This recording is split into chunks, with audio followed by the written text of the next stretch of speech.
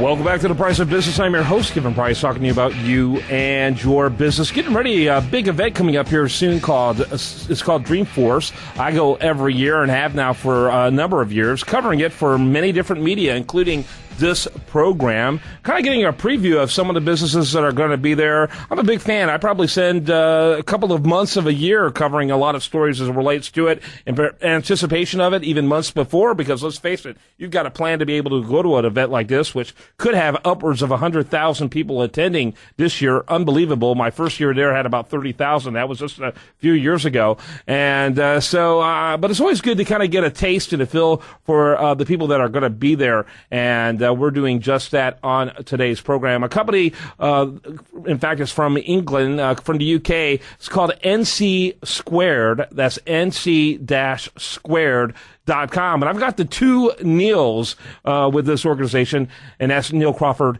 and Neil Criscuolo. And so, guys, you're going to have my tongue needing to be bobbed at the end of this segment. Delighted to have you both on. Mr. Crawford, let's start with you to kind of give us the elevator speech of your company.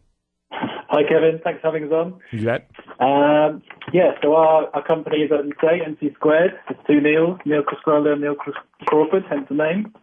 So we're a technology company providing solutions for the Salesforce.com ecosystem. And as you know, Salesforce got something called the App Exchange, which is similar to the Apple App Store and provides a marketplace for business applications. And we've got a product which is called the Distribution Engine. It's for our Sales Cloud and Service Cloud customers. And the purpose of our application is automated assignment and tracking of sales leads and support cases to teams. Mm-hmm. So the idea is that you can use the Distribution Engine to replace time-consuming management tasks. So it allows you to set up rules to automatically and intelligently assign work to people, track their progress. So if people don't... Hey, Neil, forgive me, but this elevator must have got stuck between four and five. I actually I got a lot of questions, and if you answer every question like that, we'll have about two. So forgive me. I think we got a gist of what you guys do. So, Mr. Criscuolo, tell us real quickly about your experience and background as it relates to Dreamforce. Yes, well, we attended Dreamforce last year as both as developers, and this year this is going to be our first time that we're actually exhibiting. But we have quite a few years' experience in Salesforce as developers, and this application is really the culmination of our experience and our kind of knowledge of the market. Mm-hmm. Yeah, so Mr. Crawford, tell us a little bit about what level of participation you're going to have at Dreamforce this year, what kind of sponsorship, and also what led you to go from merely attending and deciding to go ahead and exhibit. Yeah, so this is our first year as an exhibitor, so we're going to be having a booth for the first time. And it's just, we went along last year, and it's just a really, exciting place. It's the whole Salesforce marketplace is there, so many attendees. So I think it's just a great way to spread the word for our application. Are you going to be a silver level, bronze level? What level are you going to be at this year? Most people, for the first time, tend to start with bronze, I guess. Yeah, we're starting out with exhibitors this year, and then we'll see how we go in future years. Oh, very good. Okay.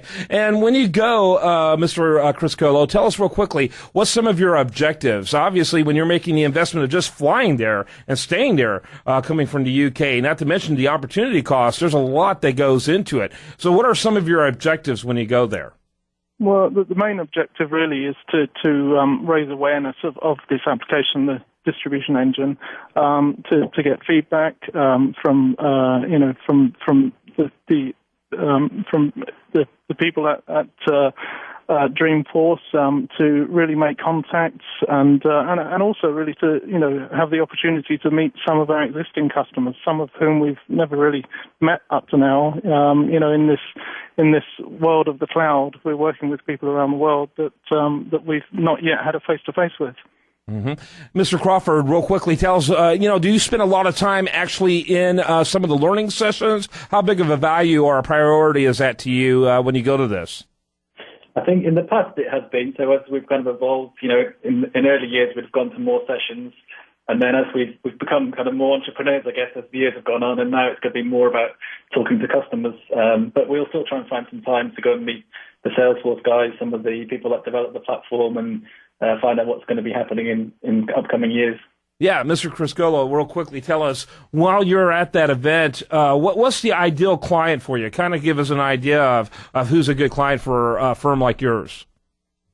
The ideal client really is somebody who's really using the sales or the service cloud in Salesforce, who is getting in leads or cases, and there may be at the moment manually distributing leads and cases. They're finding it time consuming to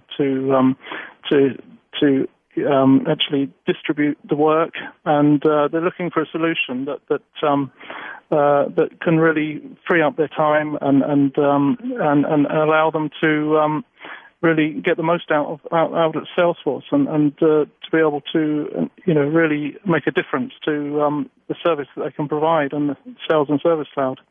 Yeah, let me ask you, when you go, how early do you go before the event? How long do you stay after? Do you use it as an opportunity to get some other business done while you're there? Well, we're going to arrive, I think, just the day beforehand, but we're planning on staying a week afterwards, and really exactly for that. Hopefully we're going to make contacts there, and we'll have the chance then to follow up on some of those contacts that we've made. Yeah, Mr. Crawford, real quickly, how many of your clients are in the U.S.? What percentage, rather? I think most of our clients are currently in the U.S. It's in terms of Salesforce customers, I think still most are in the U.S., so it's our primary market still. Yeah, very good. Well, listen, gentlemen, I appreciate both of you. Thanks. Really enjoyed it. Very good interview. nc-squared.com. nc-squared.com. And again, thanks very much. Thank you, Kevin. All right. You bet. When we come back, we're going to have much more for you. I do want to remind you, best content here. It shows up over there at usdailyreview.com. While there, like it on Facebook. Follow it on Twitter.